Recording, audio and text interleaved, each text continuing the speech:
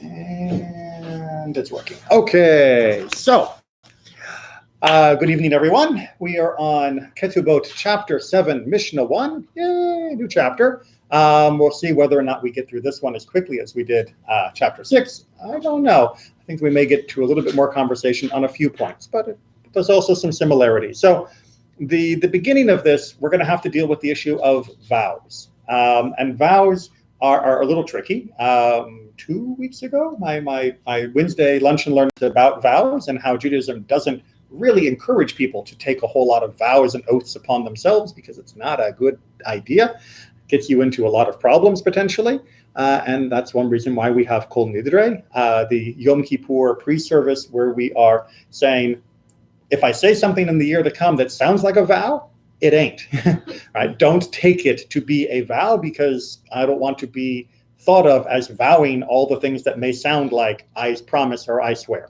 So what we're going to get in here is complicated even more than a regular vow, because we're going to be dealing with vows made by the husband about his wife, or made by the wife about herself or her husband, and what that does to the marriage. I will repeat again, and the introduction also does so as well. This doesn't mean this is at all recommended as behavior, right? As we've said before, when we talk about certain incidents in the law, it means something has gone wrong, and now we have to adjudicate this. Now we have to go before the Beit Din, go before the court, and figure out who's right, who's wrong, what will the solution be. But it shouldn't have come to this in the first place. So we're going to deal with some tricky situations, but just bear in mind it shouldn't have come to this. So we're going to go ahead and start off on Ketubot 7.1 with some of the vows or things that the husband might do.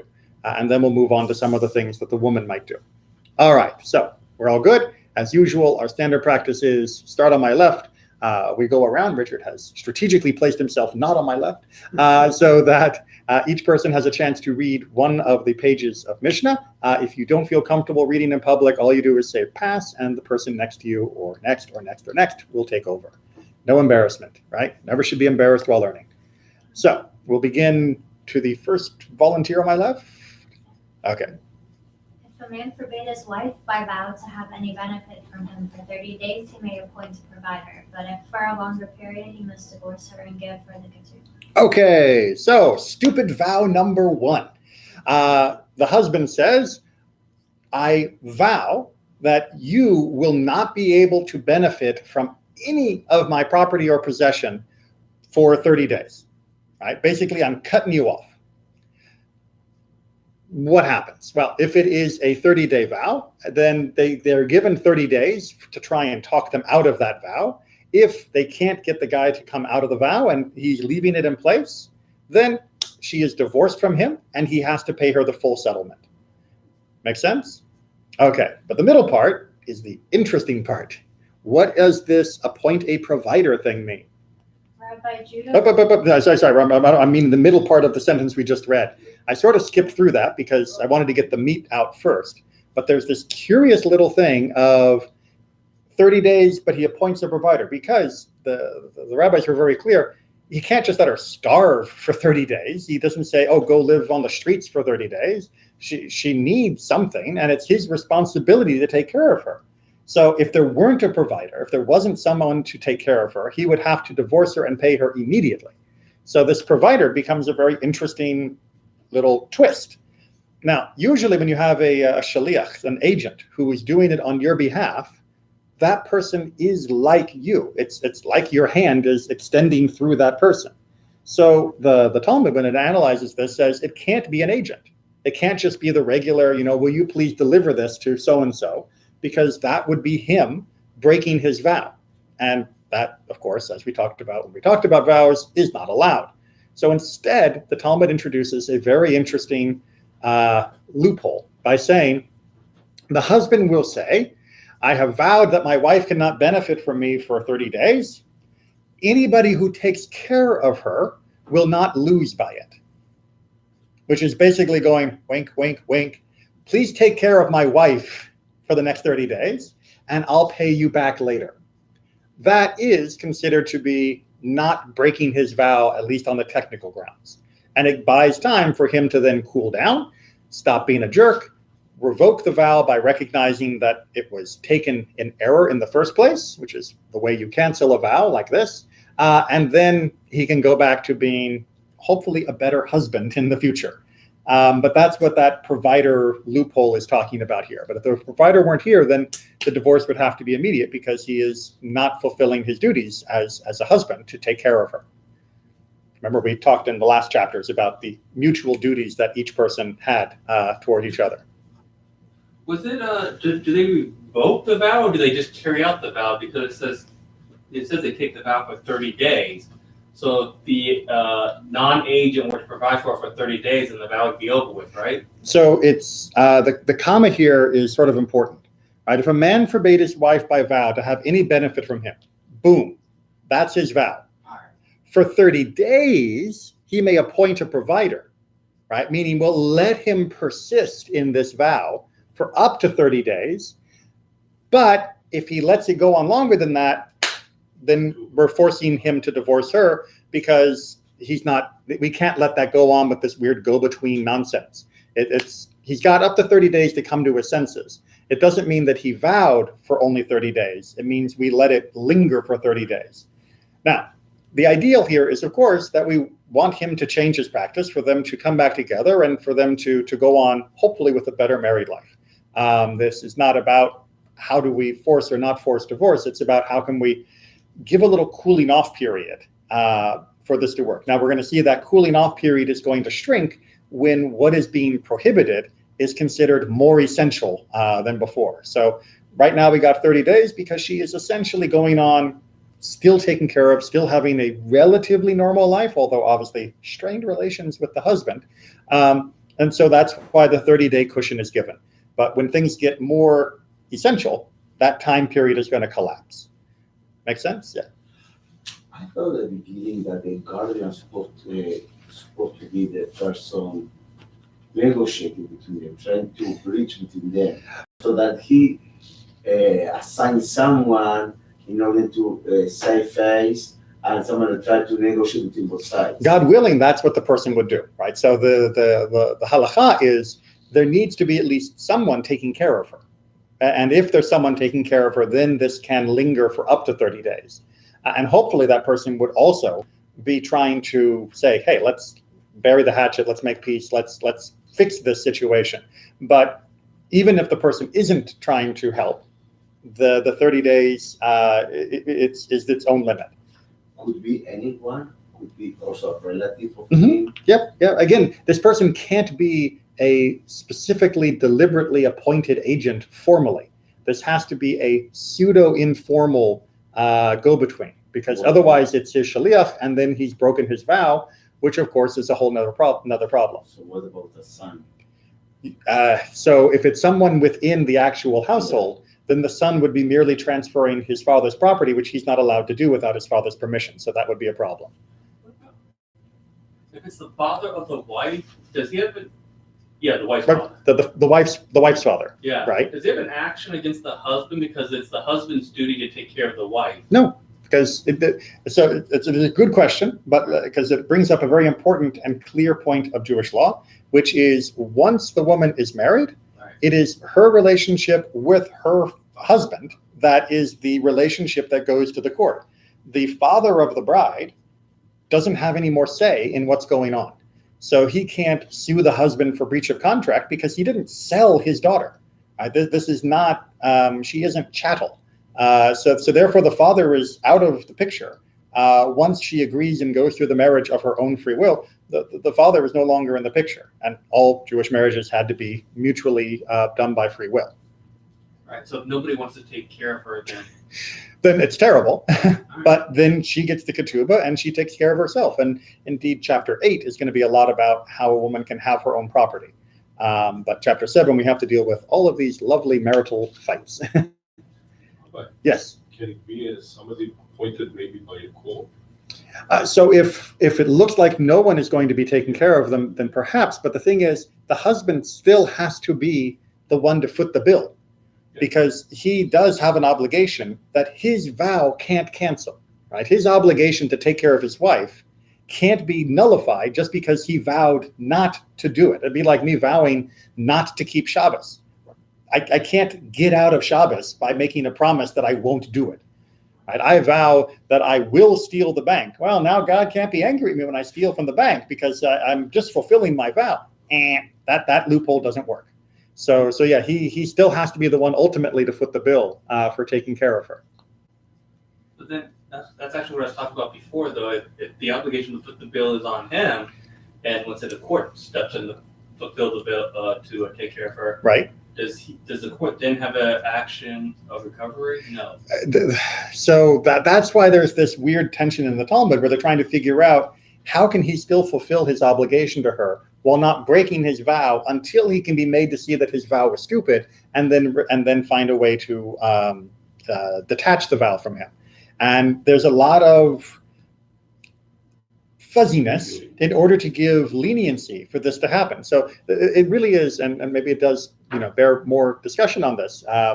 It really is an interesting case point where the rabbis could have just said, if you make a stupid vow, you divorce your wife and you give her the ketubah. Right. But the rabbis aren't considering that to be the optimal solution. Right? The optimal solution is for husband and wife to reconcile, for him to cool down and not make such a stupid vow, and to realize that it was a bad idea, and to fix the relationship. That is considered, on average, and yes, there are some bad relationships, but for average relationships, someone might get angry and say something stupid. Welcome to humanity. And the rabbis don't want that to completely destroy the marriage permanently. They would rather give this buffer zone, but that means a little bit of fuzziness on how they're going to interpret certain things to make sure there's time for that reconciliation, but we won't let it go on forever. Because it seems like if you say whoever takes care of my wife won't lose out, it seems like right there and then I'm saying I need to retract my vow. It's also, I need to have her taken care of while I'm figuring out if I'm going to retract my vow, because if I don't have her taken care of, then that means I'm paying her the ketubah tomorrow. So it's not only that he's going to retract the vow, he's buying time to decide whether he's going to retract the vow. Does that make sense? Yeah. He's not allowed to just simply say, next week I'll figure out if I want to retract the vow. He has to be taking care of her immediately, but he can't be taking care of her directly because of his stupid vow. But can't he just retract the vow while he's figuring it out, and if he wants to divorce her, Oh it's yeah, the same thing as giving absolutely. her a gift, or is the same thing as saying I'm not going to give Absolutely. He can go the next day and say, yesterday I made the dumbest vow in my life. Please, to the Beit Din, I need this vow to be nullified. And he never has to do any of this. But this is a case where the guy is stubbornly refusing to retract the vow because he wants to make his point, or he's still angry, or whatever. And the court is saying, fine, but you need to make sure she's still provided for in this roundabout way in the meantime. And hopefully you'll come to your senses. And he's like, fine, then you won't lose out. Fine, someone take care of her. And in the meantime, he's struggling with his own stupidity. A lot of this first few Mishnayot this week are people struggling with their stupidity. So a lot of life is people struggling with their stupidity. All right, now part 2. All right.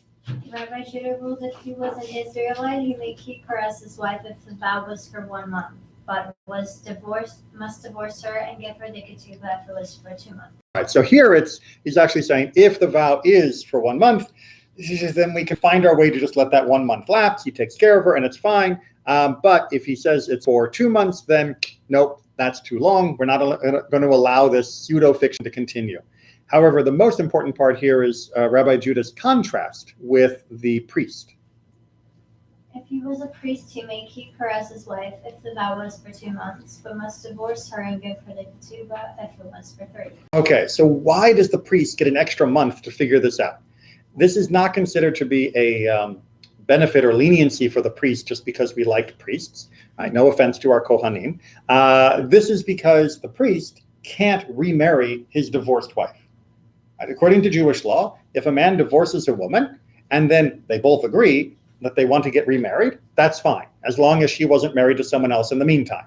So you can divorce, wait a couple months, get remarried, and everything goes back to whatever the normal state was for your relationship. However, a Kohen cannot marry a divorced woman in the ancient world. And that meant once he divorced her, he can't remarry her, even if it was from him that she was divorced. So Rabbi Judah is giving a little extra buffer for the Kohen just to make sure he doesn't do something which is irrevocable. And that's why the priest gets that extra 30 days. So, if he makes that statement, I'm not giving you anything for 2 months. Does he still have to divorce her after 1 month?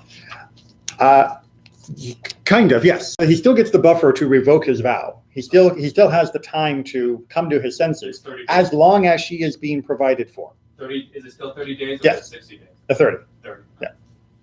All right. Are we good for Ketubot 7:2? I'm just easily distracted. That's okay. Okay. I just wanted to make sure that. But if it's still 1 month, Yes. and here say you he maintains, it's a contradiction. Because here say that regarding a Kohen wife, you he maintains. Right. You say that the maximum is 1 month, that he can continue. The Kohen gets longer. And he allowed The Kohen gets 2. Yeah. He gets an extra month worth of thinking time. Okay. But I mean, what I was saying before is the Cohen commit the 2-month vow, but does he? Oh, I thought you were talking about the regular Israelite. Sorry. The Cohen gets a 2-month vow, Right. but does he still get 30 days? No, he gets the full 2 months to think about what he's done. He does get 2 months. Yeah. That's why And he still has to be providing for her the whole time through this roundabout way. Good? Good. Case number 1, finished. Don't make a stupid vow. Case number 2 is going to be a little bit more complicated. All right, so we just finished the book of Devarim last week, and hopefully you were reading along either in the congregation or in your own private study. Because there was a very interesting section at the very end of the book of Bamidbar. Bamidbar. We just finished Bamidbar. Thank you. We just started Devarim. Yeah, too many words in my head sometimes. The wrong one chooses to come out. And at the very end of the book of Bamidbar, the book of Numbers, there is a discussion of when a woman makes a vow. And the question becomes, if a woman makes a vow and her husband hears about it, can he cancel it? What happens if he doesn't cancel it? And all of that. We talked about a little bit of this when we had a class, the Lunch and Learn. And the basic rule in the Torah is that if the husband hears about his wife making a vow, he is allowed to cancel it when he hears about it. But if he lets the day go by and doesn't cancel it, then her vow has the full power and effect of anyone else's vow. And this had to do, the reason there's this buffer zone is because the husband technically was the owner of most of the property for the family, and her vow would usually involve some either taking or limiting of her use of the property. What happens if it's not? For example, she will not having sex with him. Well, that's not allowed either. That's That's still part of the relationship. Yeah, of course he can cancel it. Because it's not related to property. But it is related to the expected behavior within the relationship, right? So if she makes a vow that she will never speak to him again, right? He can cancel that as well, right? It doesn't cost him anything, but it does interrupt what the relationship is expected to be at a minimum. Now, if she makes a vow that she will never cook, the fancy turkey in the world, then he is allowed to let that vow go or not. But actually, if they do make a vow to each other of not having relations, that's not just he could cancel it. If they choose not to have relations, the court would step in and say, well, then you need to be divorced. Now, of course, physical needs are different. I mean, like if you actually have a physical problem, that's one thing. But we're talking about choosing to no longer be together and all of that. The court would lean on them to say, look, if it's that bad, you guys should probably split up. But that's a whole nother story, and we'll get to conjugal rights in just a minute. But all of this is important because Mishnah 2 gets explained in very different ways by different readers. The Talmud essentially understands Mishnah 2 as being the woman making a vow, which the man then allows to be ratified. Because otherwise, Mishnah 2 makes it sound like the man could make a vow on behalf of his wife, which the Torah says no, right? A person can't make a promise on behalf of another person, right? I can't say, I vow that Natan is going to give $10,000 to the synagogue. He's not on the hook for that. What about I vow that if you help me teaching Yael for the mitzvah, Emily will cook a cake for you. I was going to, but I was going to do it anyway, right? So that is still not allowed because you can't make a vow on behalf of her. Right? You can't say she'll make a cake. Now you could make a vow. It's the same property. We're talking about the vows. Still, you can't make a vow that she will perform a certain action, right? What you could vow would be, I'll give you a cake. And then you could talk to your wife and say, Emily, could you please make a cake? I made a promise to the rabbi, right?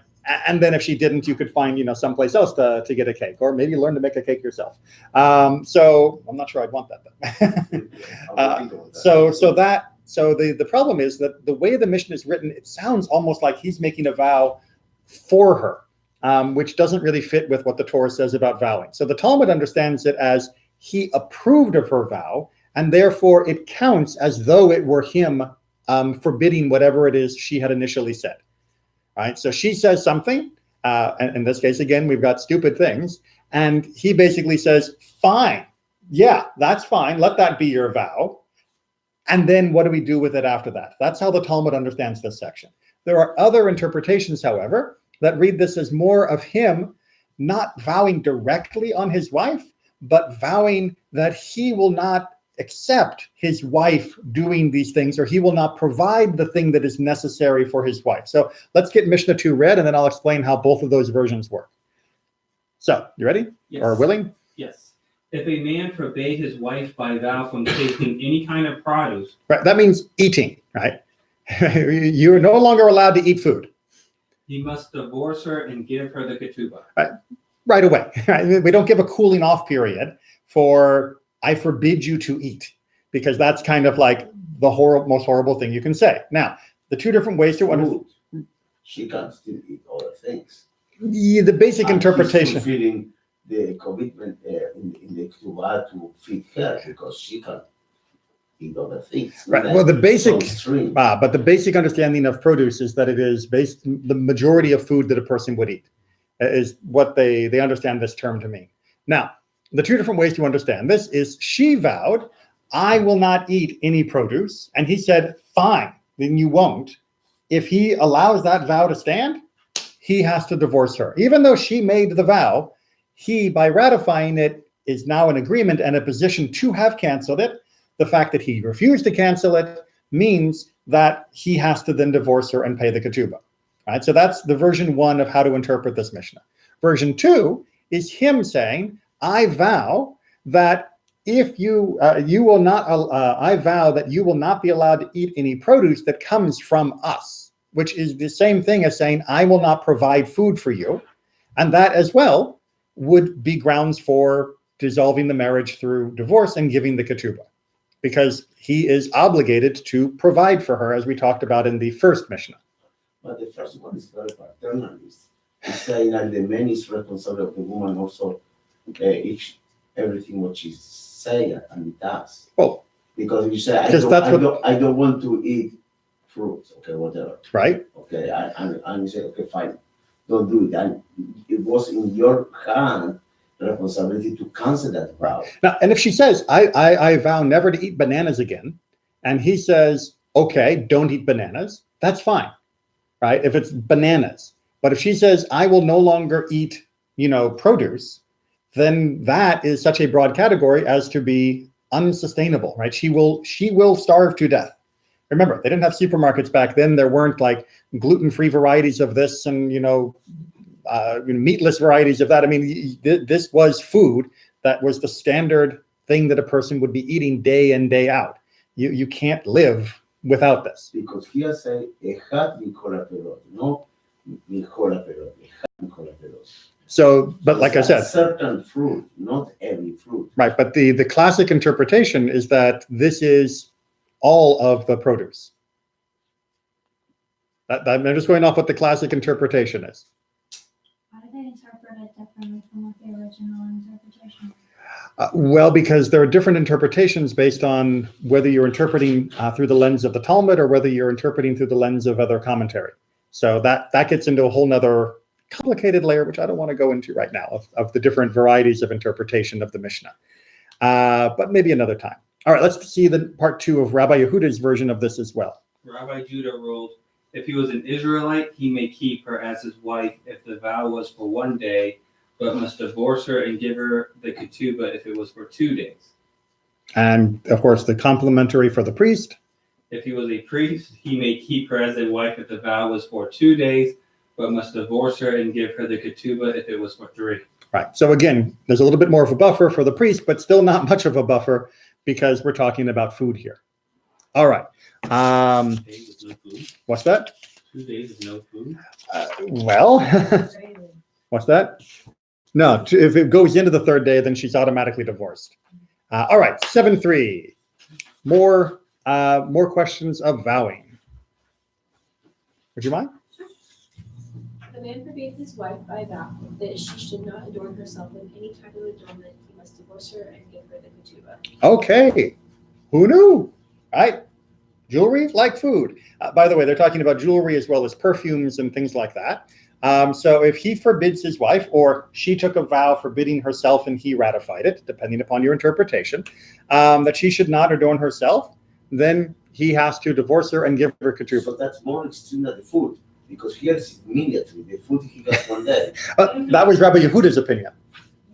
But the halakha does go by Rabbi Yehuda in that particular passage. Yes. Because it is the nature of a person, and this is the general statement, and then we're going to get into particulars, that it is the nature of a woman to want to be adorned and to want to be, adorned in all the different forms. Right? That was considered to be the normal way a person would live, and to refuse to let her to have that, either by doing it on her behalf or doing it because she said it and you ratified it, is basically a form of humiliation and degradation. This is not just a question of you can't wear the pearl earrings. This is a question of you're not allowed to look like people would expect a woman to look. And to do that is meant as a type of humiliation and a type of embarrassment and a type of degradation. And therefore, for him to do that to her is grounds for divorce. In the modern lingo, we would call this psychological abuse. They didn't have the term psychological abuse back then, but they knew it when they saw it. So this has nothing to do with economics? This is not to do with economics until we get to part 2. And then we're going to get a little bit more comparative social class. So the first time, the Mishnah time is the Jews, the halakha go by Rabbi Yehuda. Yes. Yeah. Of having the buffer time and being a little bit longer for the Kohanim. So still, if go by Rabbi Yehuda, Mm-hmm. makes the case a little more strange. Means that for food is more, that So- is necessary for life or death, you give more flexibility than a perfume that is your identity, but identity is still your life. Yeah, you're 13 years old. You're in the school cafeteria in middle school. Someone comes up and knocks your lunch tray out of your hand. Are you more upset because you lost the food, or are you more upset because of the embarrassment? Exactly. Right? The humiliation is worse than simply depriving the person of a meal or two. And that's what the Mishnah is representing. And what they represent in other places throughout Mishnah, the humiliation and embarrassment a person suffers is considered a very dear thing that needs to be prevented or punished, depending upon what's happened. That's why you could injure someone without leaving a wound, without leaving any lasting injury, without creating any need for healing, without creating any loss of work, and you still have to pay damages because you embarrassed them. Right? You could say, well, hey, I didn't hurt them. Right? There's not a mark on them. They didn't miss a day of work. Why should I have to pay any damages? Because you embarrassed them. And so Jewish law does recognize embarrassment as a formal category of damage. Okay, part 2. Rabbi Yosef says this refers to poor women if no time limit is given, and to rich women if the time limit is 30 days. Okay, so rich women are given longer to go without adornment than poor women, because rich women would still have the lingering after effects of their perfume, of their adornment, that would last them. At least this is what the Talmud believed, that if you were covered in Chanel, that you would still be able to detect it for up to 30 days. And after 30 days, it would have worn off. And now we're getting into humiliation territory. Whereas for a poor woman, if you're not giving a time limit, then you're basically saying never, and never is not good, and we're out. Does that make sense? Okay. 7.4. Doing more vows. Now we're talking. Now we've messed with food. We've messed with self-image. Now we're going to mess with the family. Are you all recognizing, by the way, like the most common things that come up on talk shows of, arguments between husbands and wives? Right? He won't let me buy this. She won't let me buy that. He won't let me wear this. She doesn't like when I do this. Her family this, his family that. Yeah. Guess what? We've been humans for a long time. And humans have fought for a long time. And this is how we try to deal with the fights when they get to the court. But it's always better not to get the fight to the court, just like it's always better not to get your fight on a talk show. Right, that's not the claim to fame. If a man forbade his wife by vow, she may not go to her father's house. Right? So he said, I don't want you going back to your parents' house. Right? Come on. How often does the in-laws become an issue in many families? Right? So he's making a vow that she can't go.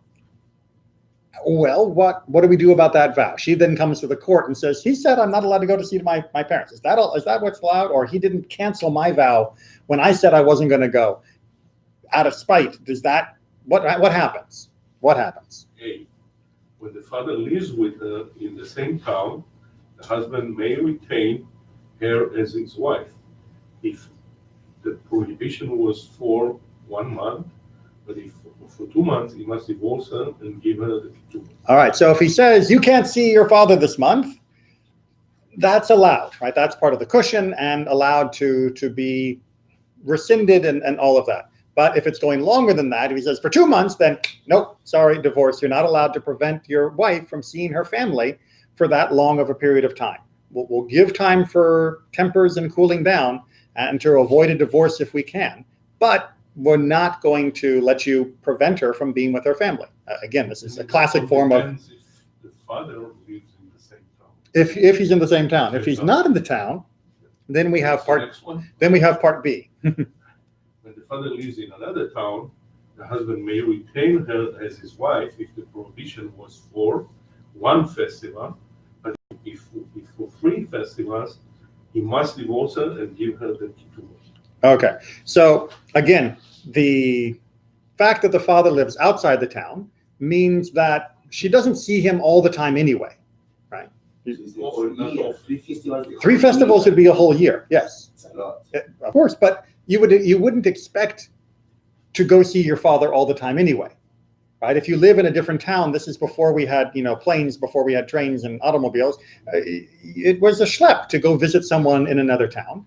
And so therefore, you're not damaging the relationship as much by making a prohibition for this long. But that 1 festival, you can keep the vow going until the next Chag. Because at Chag, what do we do when we have festivals? We see each other, right? Families get together, ideally in Jerusalem for the pilgrimage. But at the very least, you come together to celebrate a festival. And if she's not allowed to come together with her family for the festival, then now you're damaging her relationship with her family. And you're not allowed to do that. Does that make sense?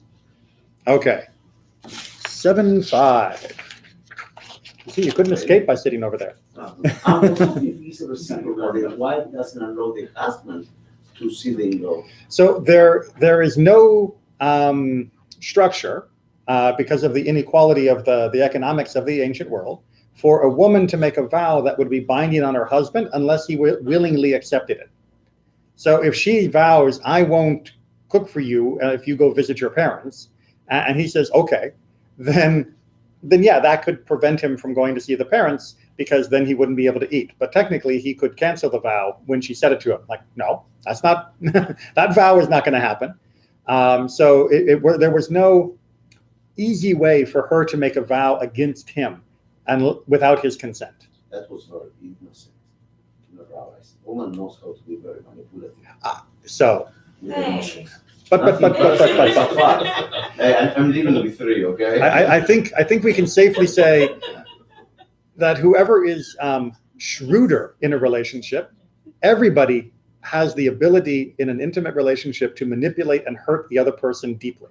Mhm. Different families, different cultures may have different weapons at their disposal, but everyone is perfectly capable of hurting each other. What the rabbis are concerned with in this section is not just the overall balance in the family, but about the specific interplay between the marriage and the vow, because both of those are so important. How do you balance out when you have a vow that would break the marriage?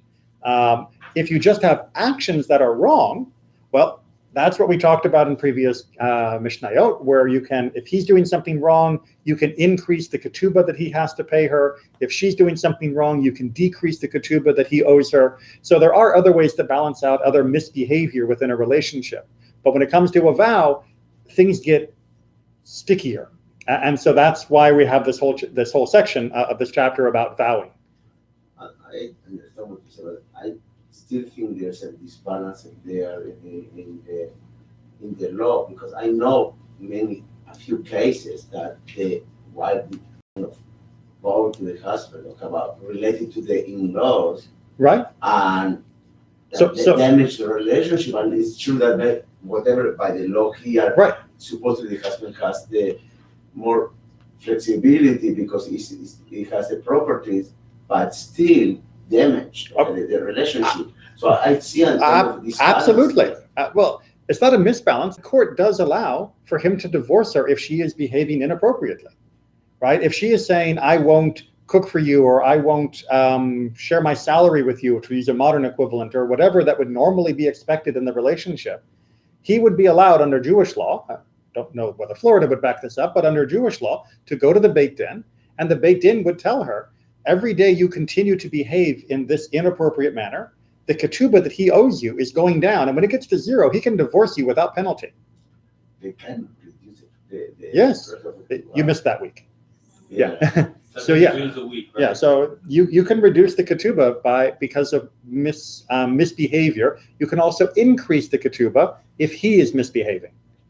Right? If he's not doing what he's supposed to be doing, then the amount he owes her would keep going up. Now, these are the do or die, break the marriage. You have to pay it today. But the other types of middle level mistreatment of each other had a monetary fine that went between the husband and wife.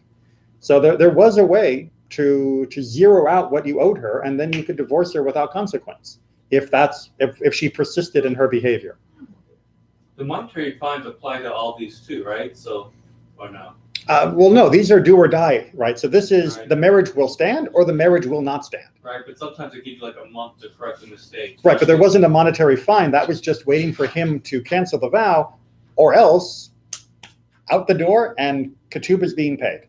But presumably you're not taking care of your wife, at least to the right standards during those 30 days. Then she get the. Well, we talked about the minimum standards in the last, Right. and when we talked about the idea of him paying through the go-between, right, that was making sure that she was still taken care of. And if she's not, then yes, then there's a whole nother level of court involvement. If he's actually guilty of neglect as opposed to just manipulation, then there's a different level of involvement. Technically, if you use the go-between, though, you're not doing your duties because he's not your agent. And as I said before, that's why this section of the Mishnah is trying to buffer between Right. the strict interpretation and giving room for the marriage to be saved. So she can't ask for 7 more things a week.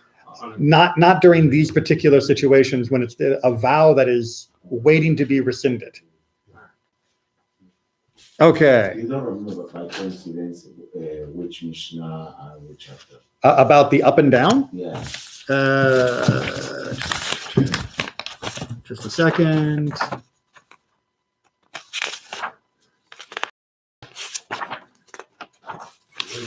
What's that? Yeah, there we are, 5-7. 5-7. 5-7. Thank you. No problem. All right. 7.5, more emotional manipulation. Yes. If a man forbade his wife by vow from visiting a house of mourning or a house of feasting, he must divorce her and get rid of her because he's closed people's doors against her. Okay. Incredibly painful, but very compassionate teaching here, right? So the husband has said, oh, I heard that, your best friend that lost her husband, you can't go to the Shiva. You can't go to the mourning, right? Or I hear that, so-and-so down the street is getting married and they're having a big party for the community. You can't go to the party. Okay, well, why not? I mean, why is this such a big deal? What do they mean by they're closing the door against her? Freedom, it's like freedom, basically. So that is true, but there are certain limitations on freedom that are allowed within a marriage, like you can't sleep with him. But, Or, it prevents her from being social. so what's so bad about not being social? In those days, it was important because it's a small community. I'll give you a hint. It's still important, but people don't notice it. But yes, if you were in a community and you did not go to someone else who was mourning, you did not go to someone else's wedding feast, right? That meant that people weren't going to come to you when it was your loss, but also it would create a distance between you and the other people in the community. It would be isolating you. And people would go, oh, who does she think she is? She didn't show up for the funeral. She wouldn't even come out to someone's wedding. I mean, free food. Why didn't she come? She hates me so much. She wouldn't even come and eat my free food. Right? That is building. But then they're casting judgments, and that's like libel, which is also not. People might jump to conclusions that were ill-founded. Yes. And the husband is not allowed to use their poor judgment as an excuse for his mistreatment of her. Right? 'Cause the husband could say, well, if they're really your friends, they'll understand that it's me causing the problems. You can't expect her to have to suffer what other people might mistakenly think just because he thinks they'll understand. So he's not off the hook just because they're the ones taking it out on her. Because unfortunately, people can be jerks, they can reach bad conclusions, and they can treat people badly who are the actual victim of things. And so therefore, we want to avoid that happening in the first place, not rely on human beings doing better than they do on average. So you're absolutely right. Those people who start gossiping about her and start saying thinks she's better than us, or she doesn't care about us, or she's cutting herself off the community, they are absolutely wrong for what they're doing. But she's the one who suffers because he set it up that way. And so we don't allow him to set it up that way. What if he gives a good argument? Why not? Okay, For example, part if two. you go there, Part two. If he claims that his vow is due to some other cause, he's permitted to forbid her. Okay. Does that work? Yeah, because if he say, well, I know that you go there, but you will meet a former boyfriend, that maybe you will have something there, and I want to keep our family together. Right. So if she says, or something with good intention. I hear down the street they're having a wife swapping party. I think I'm going to go. He's allowed to say, no, I don't think so. Right? No, that's not allowed. So absolutely, if there is cause, it's the local idol worship party, then absolutely he can say you're not allowed to go. But he has to prove that there is a cause other than just him being a jerk to make that a valid reason to prevent her from going. So you can't just be this controlling person, not want her to go, and say arbitrarily, well, I think you're going to cheat on me if you go, so you can't go. So it has to be like cause. He can say it, but he's going to have to go to the bin, and he's going to have the court, and he's going to have to try and establish his claim. And the court is going to grill him of, well, why do you think why do you think she was going to be led astray at that funeral? That normal place where hookups happen. He's going to have to try and provide some level of justification to convince the judges. He's not able to just say, I'm afraid of her fidelity. He has to establish that in front of a court, or else the ketubah gets paid out. And, essentially she wins, but no one wins in a relationship like this. So if it's far away, he can say you have to stay home to do your work. So this is talking about the community. So she says, I want to go to a shiva in, Nepal. because I saw something on the internet, then yeah, that would be a cause for, well, you're going to be gone for 2 weeks, and I don't trust the Sherpas because maybe you'll, get killed on Everest like this, having all those deaths lately. Then yeah, there's reason to believe that his position is right.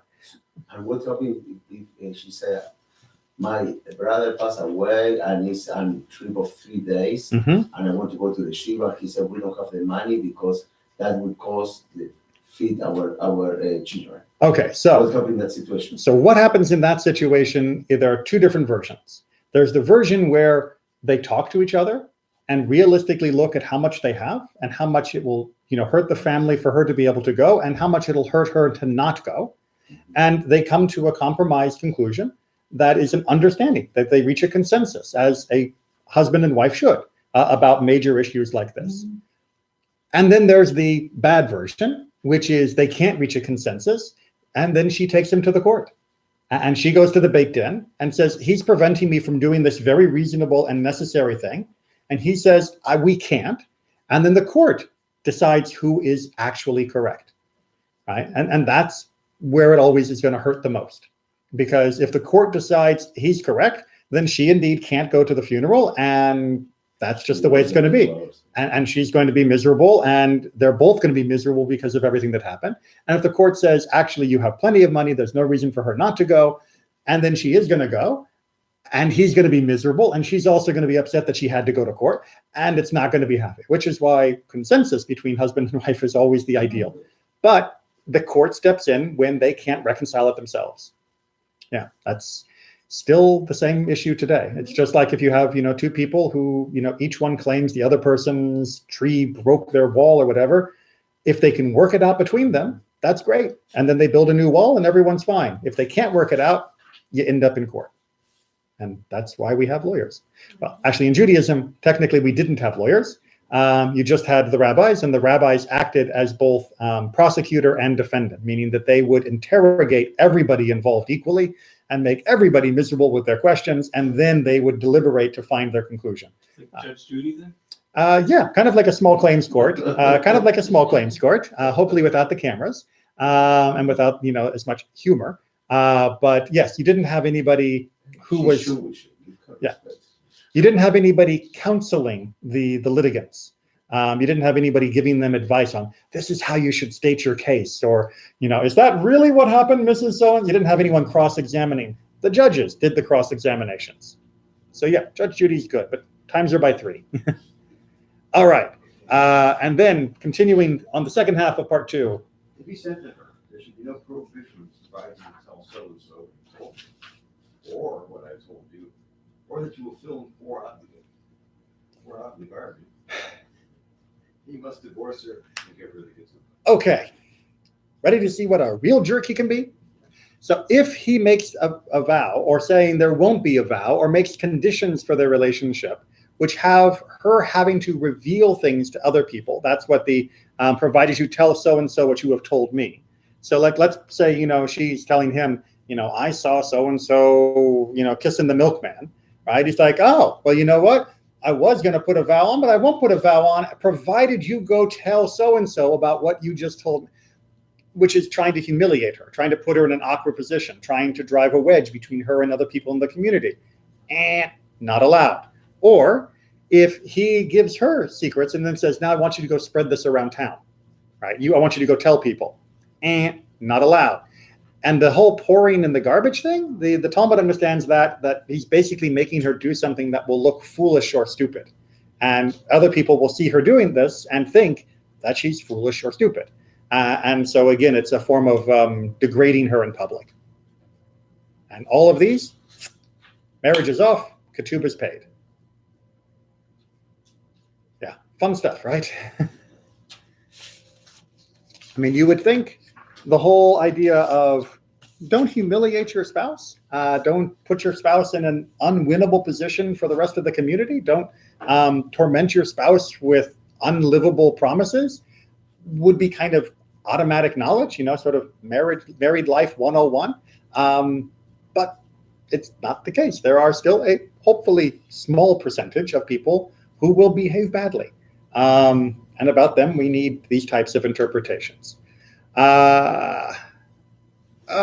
Sure.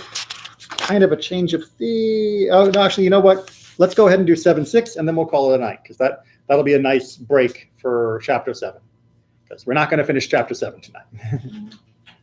You said before, we thought of Ketubot. Okay, so far we've been talking about these weird vow setups where if he keeps at them, that she gets the ketubah and gets divorced. Now we're going to talk about how do you get rid of a woman without having to pay the ketubah. All right? What are grounds for divorce where you don't have to pay her that settlement? And these are the ones. She who transgresses the law of Moses And Jewish law, right? So the laws of Moses or Jewish law. So this is the general rule, which is if your wife breaks Jewish law or Mosaic law, which we're going to see what the difference is in just a second, then you are allowed to divorce her and you don't have to pay a settlement. So obviously this would cover things like murder, but there are more family-oriented things that they're going to talk about. infidelity. Those ones are obvious, but they're going to talk about more family-level law. Kosher. That's my question. What happens if she doesn't want to eat kosher? Keep Or it. she doesn't want to provide a Jewish education to the kids? Let's see some examples. She serves him. What is the law of Moses? Here say she serves him untithed food. Right, untithed food. Now, in the Talmud, it elaborates on this and says not only does she serve him untithed food, she lies about it. She says, oh no, this food was tithed by so-and-so. And then he asks so-and-so about it, and he says, no, I didn't tithe the food before I gave it. You were supposed to tithe the food. Then that's the situation we're dealing with. Now, again, tithing is always something that the rabbis talk about, which they're specifically mentioning because it wasn't widely observed outside of the rabbinic circles. Tithing was something that many of the other people in the ancient world didn't take seriously enough because, most people don't like to give up part of their wealth to other people, no matter how worthy the cause may be. So when they talk about tithing, it's something that was considered a light mitzvah, a mitzvah that was easily ignored by many other people in the ancient world. And so the rabbis are saying, even for a small thing like tithing, which is of course a big thing, but a small thing like tithing that was small in the eyes of many, then he could divorce her and not have to pay the settlement. And of course the lie doesn't help. So it was her job to either go out and buy food that she knew was tithe, or if he bought in the groceries, she had to set aside the tithe herself. If it was untithed, then the household had to tithe it. If it was already tithed, they didn't. And if she was the one bringing in the food, then she was responsible for knowing which category it was in. But did he usually bring in the food most of the time? It depends on the household. Yeah. But how come the burden's on her to know whether or not it's... No. This is if she knew. This is if she knew. Yeah, it's not he comes home with a sack of, wheat and she is supposed to know that it's tithed. It's she comes home with a sack of wheat and he's like, oh, has that been tithed? And she's like, yeah. And she's lying. She knew and he did. Right. And again, this is about lying. It's not about just error. Right. If she makes a mistake, or if the guy lied to her, and he told me that he had tithed it, and it turns out the guy was lying to her, then it's not an issue for her. It's an issue for the other guy. It's not a question that would then lead to a divorce. So it's pretty much she has to say this is tithe, knowing it's not tithe. Exactly. Right. That's why, again, if you mentioned like keeping kashrut, if she serves him something that she believes is kosher and then finds out isn't kosher after the fact, but she had no way of knowing it and did what she was supposed to do and was, following all the proper rules, that's not grounds for divorce without ketubah. That's grounds for feeling really sorry about what happened. Yeah, but if she cooks in a no kosher way, knowing that she's doing something, then it becomes, in the modern world, more of an issue of, is she deceptive about it? So if she tells him, oh yes, this is kosher meat, but she's really buying non-kosher meat at the supermarket and lying to him about it, then that would be a comparable situation. On the other hand, if they both go to McDonald's and they're both eating non-kosher cheeseburgers, then you can't really claim that she's deceiving him, right? He knows that it's not kosher. So he can't say, well, for the last 30 years, she's been serving non-kosher food and I knew that, but now I want to divorce her and not pay the ketubah, and not allowed. If she cooks for him non-kosher food, Mm-hmm. then his only remedy is to take away from her ketubah, right?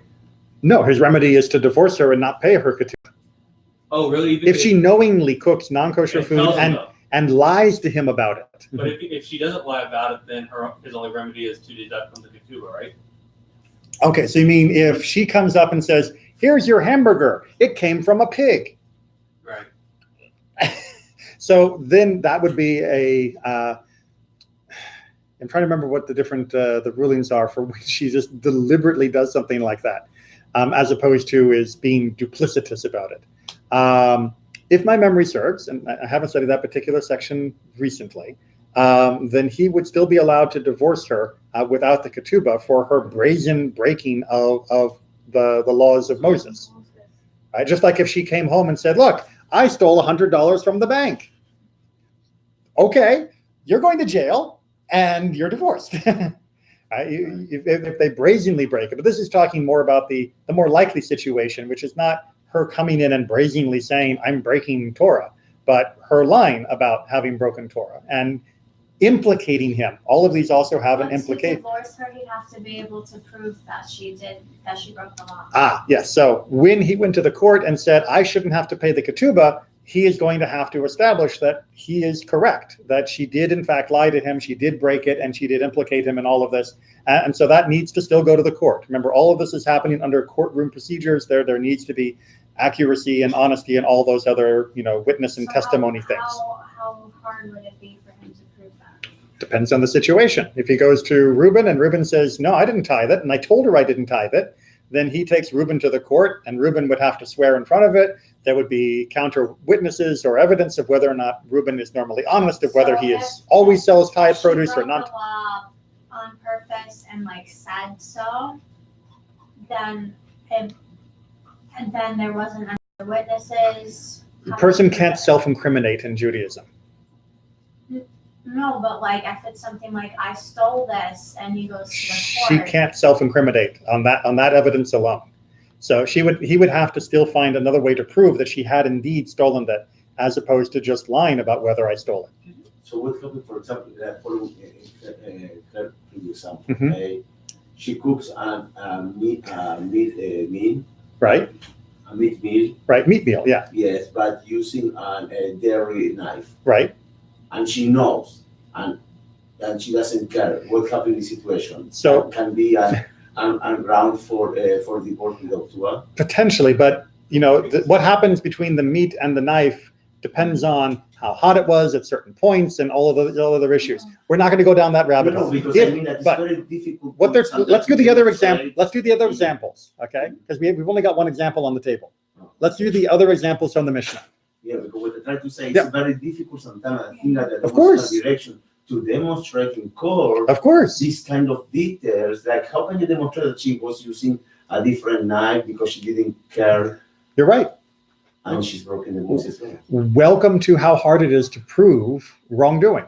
But do you want it to be easy for the man to be able to say, "She cooked with the wrong knife and I have no proof of it, but I don't want to pay the ketubah"? Well, he's not obligated to divorce her for breaking a prohibition. No, he's not. He is allowed to. But I thought they could self-incriminate sometimes in civil law, because we went to the thing where if the ox breaks your stuff and you admit, you don't have to. There are certain ways that it's not a question of self-incriminating, it's almost admitting half guilt, but that's a whole nother point. That doesn't apply. It's a whole nother point, because yes, that's a question of scaling the damages, not a question of divorce in this situation. All right, let's finish up this one. Mhm. Or cohabit with him while menstruating. Right. Menstruate, right? So during Nida, during the monthly cycle, you're not allowed to. And guess what? Guess what? The husband doesn't know intuitively whether she is or isn't. So if she comes to him and says, "I'm fine. Yes, it's okay to have sex," what does he know? Right? So, and then if it's discovered that she was in the period of Nida, then he has the grounds to divorce her without paying the ketubah. And by discover afterwards, the Talmud talks specifically of the other women in the village. Women in the village know that she was, and now he has some evidence. And does not separate challah. Right. So taking the challah from the dough when you're baking, again, that is something that was traditionally done by most of the women who were the main bakers in the house. And again, if he finds out that she has been lying about having done this, that's a problem. Or vows and does not fulfill. fulfilled. And it turns out she's making vows. He ratifies the vows, and then she doesn't follow through with them. As we said, vows are important. You shouldn't be making them, but if you are making them, you should be fulfilling them. All right. Now, that's the law. That's like actually, the Torah. But what about Jewish practice? And which is Jewish custom. Right. She goes out with her hair uncovered. Go ahead and finish the list. Or spins in the street or talks to any man. Okay, so But that's customs. exactly right. But the custom of the place matters. So, for example, the hair uncovering, there were different levels of provocativeness of what it meant to keep your head uncovered. And in the ancient world, a woman with her head uncovered meant that she was eligible, right? That would be the equivalent in the modern world of taking your wedding ring off and going into a nightclub. If a woman of marrying age has her head uncovered, that means she's eligible. And so in the ancient world, having your hair uncovered was a way of flirting with men that weren't your husband to perhaps some effect. And so to the others are things that are customarily done as a way of being unfaithful. And that's what the topic seems to be about. Now, has she broken the law? Not exactly.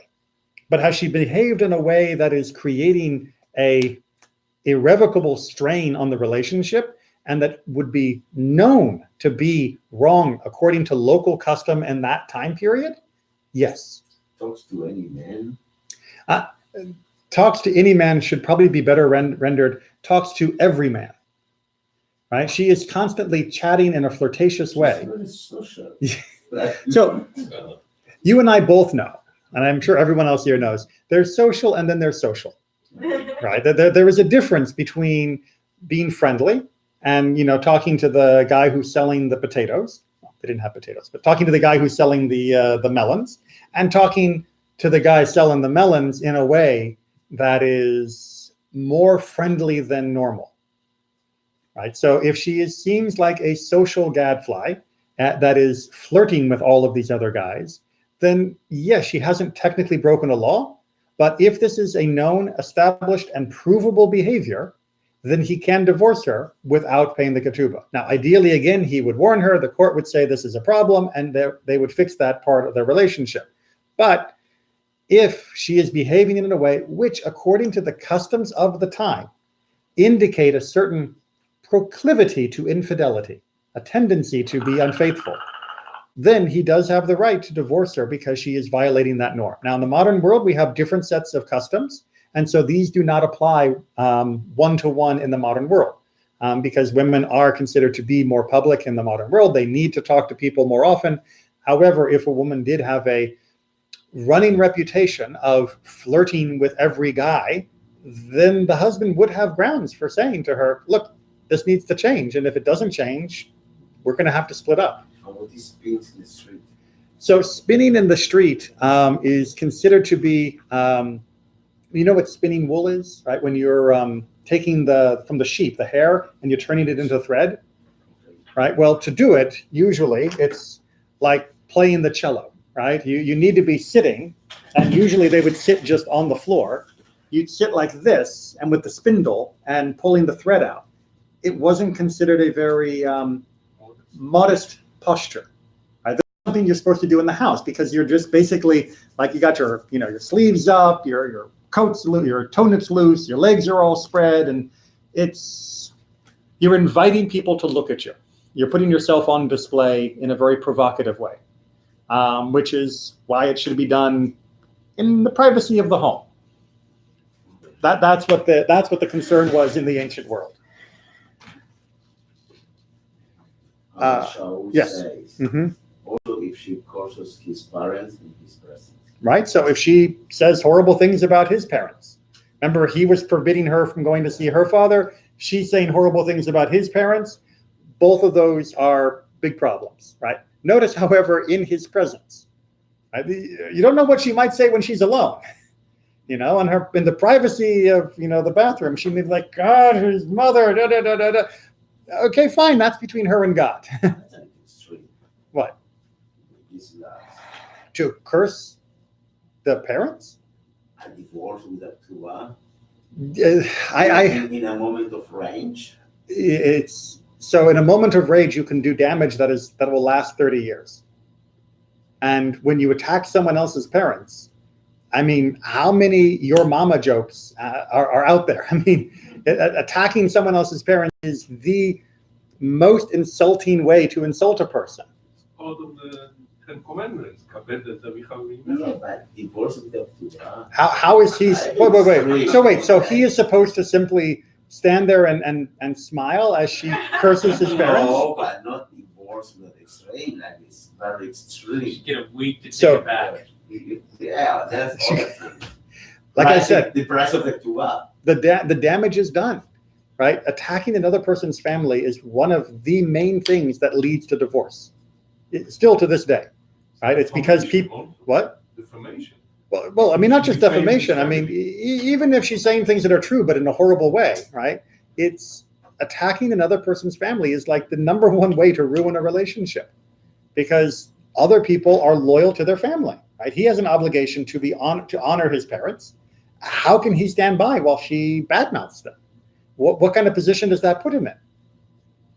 Just like what kind of position does it put her in for him to say you're not allowed to visit your parents? Right? Both are trying to split up the family, and you do that and everything falls apart. So yeah, it may seem strong, but it does make sense to say that this, if you want to curse him, right? If you want to just swear like a sailor at him, that's not good. But if you attack his parents, you've now created an almost impossibility. Now he can choose to overlook it and choose not to divorce her. But if he wants to, she knows that she's now in a position of, now again, this as well as some of the next one are also emphasizing that this is now publicly known, right? That this is not just a case of what was said in private. This is something that is heard by other people. Embarrassing. Well, it's not just embarrassment. Again, it's the damage is huge of what is it now saying about him and his relationship with his family and his wife. I mean, you're tearing apart the marriage. You didn't say that when someone married, they become a new family that is connected with obligation with the father. That disconnect the obligation. You say that, for example, and his question, what Right. happened if Well, the father is not obligated to take care of her. correct. Yes, but that doesn't mean that the She moral, become together. the financial obligations go away, but the moral and ethical and loyal obligations, those are forever. And he can make fun of her parents all he wants. No, Oh. of course not. But there's no ketubot that's up for grabs when it comes to her. Yeah, but she can't force the divorce to her. She could take him to the court if there was an abuse within the relationship. It's not as automatic because she doesn't have the power to divorce him on her own initiative. She needs the court to go along with it because of the way the Book of Deuteronomy words the divorce procedure. Right. But if he insults her father, she can force the divorce. she can go to the court, and the court would have to investigate to decide whether, in this case, it was grounds for divorce or not. All right, let's just finish up here. And who is a screamer? I know. Rabbi Alfonso is also a screamer. Go ahead and answer. Who Who? is a screamer? One who speaks inside her house and her neighbors hear her voice. What if the person projects the voice? Okay, no. So this is why, again, Talmud helps a lot, the commentators. We're not talking about a person who's just loud. We're talking about a person who's very loud on one particular topic, sex. Right, now, before you start reading the word screamer in the modern usage of that word in that context, the rabbis consider this to be that she would talk very loudly to the point where it was public about what they were doing privately. You know, why can't you? Or, you know, I'm so tired of you. Or how about we need to do, and doing it in a way that could cause him embarrassment because it is now becoming the object of public humor. So that's the issue as the way the commentators understand this. Okay, and with that happy subject, we will finish for tonight.